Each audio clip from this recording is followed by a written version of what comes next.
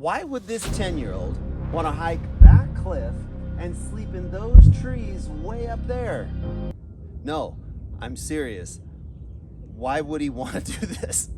Isaac loves all the stuff that normal kids love. He likes his pets, he loves to play video games, he hates it when he's asked to do his chores, and he hates giving any more energy into something than is absolutely necessary. Why would Isaac love to sleep in a tree at the top of a cliff then? If Isaac loves to sleep on the couch and watch TV, why would he want to expend thousands of calories to climb 1,000 feet and explore the forests?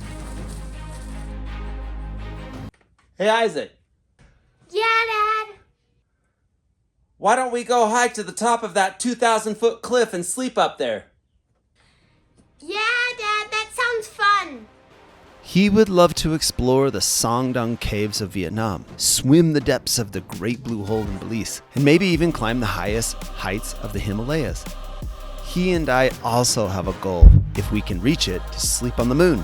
So aren't these things crazy things to do? No, I mean, isn't this literal craziness? I mean, think about it. Our bodies want to hold onto all the energy it can get because we used to not get enough to eat. Our brain is thinking that our body is going to lose too much energy, lose too much body fat, get too skinny, lose muscle, and even lose the ability to think very well. This doesn't seem very good for our bodies. This is why we have the urge to sit down, to lay down. It's our brain trying to save us. Anything other than using up too much of our body's precious calories. It seems like we should be content to sit on the couch and eat quesadillas. Or is it quesadillas? Knock it off, Napoleon. Make yourself a dang quesadilla. Fine. Well, there is something deep inside my brain, in all our brains, that thinks that being on top of a mountain and sleeping in trees is normal. That feeling really comes from long ago when humans were just getting started as a species. We actually did live in trees, and for about 100,000 years, the human just lived in the woods. Maybe sometimes in privileged shelters, but always living in a way that today we would just call camping. Think about that. We did this for like 100,000 years. We got really used to it, and our brains really learned to love this type of living. So we should be asking, why do you even like living in a house? If your body and brain were built to live in the woods, you actually may be feeling a bit odd living in homes and almost never seeing dirt or trees. Scientists call this an evolutionary mismatch, or that our brains and bodies are built for a time that we don't really live in anymore. And because over the last few hundred years, our world has changed so fast, cell phones, rockets that go to space, cubicles where we stare at computer screens all day long, our bodies and minds sometimes can't make up the difference. Okay, so let me explain it another way.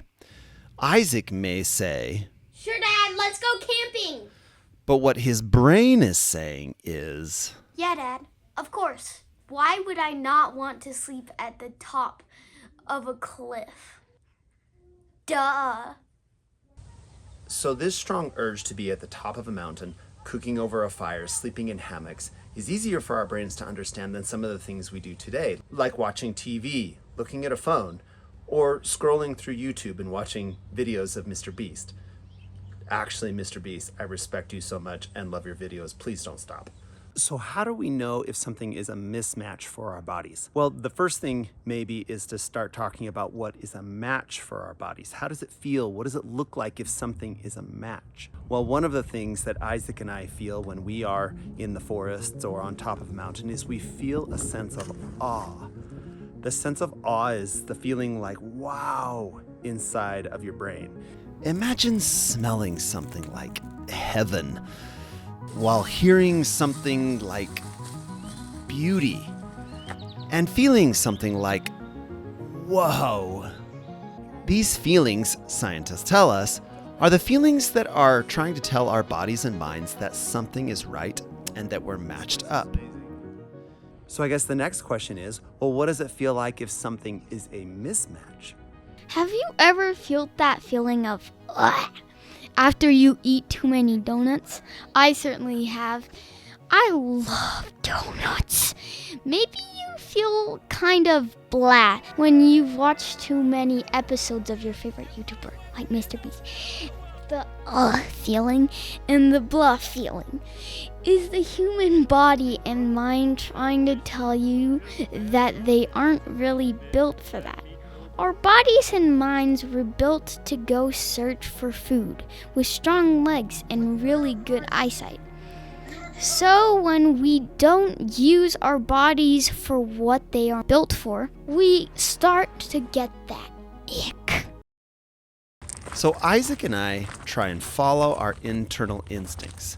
It really does make us healthier. And this time we got matched up with a 40-foot cliff on the top of a 2,500-foot mountain.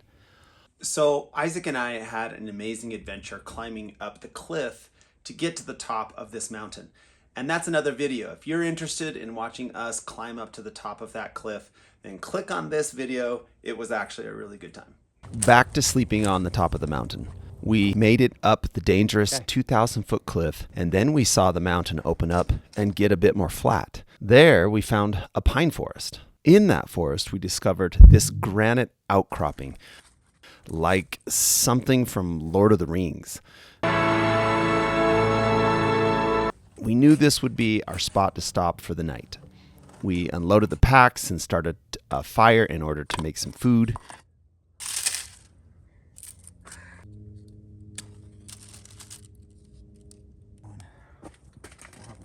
One of the easiest things to eat is an MRE. Today's meal was beef stroganoff, and it always amazes us how good food tastes on top of a mountain.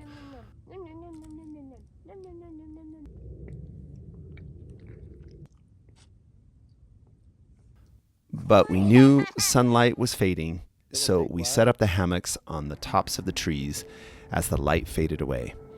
We could hear the wind blowing through the trees as the lights of the city came on thousands of feet below. Then the stars came out, the Milky Way galaxy, and the lights of satellites crisscrossing the sky. Amazing. Then the morning came as we started to see the light from the sunrise. We could see the city lights down below, and we knew it was time to pack up and get going. We had a long journey to get back home.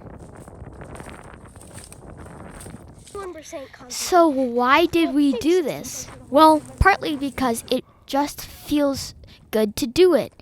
It feels good to do the same thing that our ancient ancestors were doing hundreds of thousands of years ago. What we saw up there was so amazing, so beautiful. And isn't it much better than staying home and watching another show? Thank you so much for watching this adventure. If you want to watch more of our adventures, watch this and this. Pretty please.